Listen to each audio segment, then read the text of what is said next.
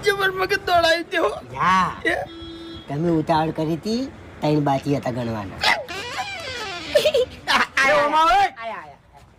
અને આપણો તમને ફેરથી મારી ઓળખાણ આલ દઉં કે નોમ છે મારું રઘો અને હવે નહીં થયું તમારો હગો શું કે આનું હગો બરાબર જગાર કેમ થી વધુ ગાટ એ બેવાન નહીં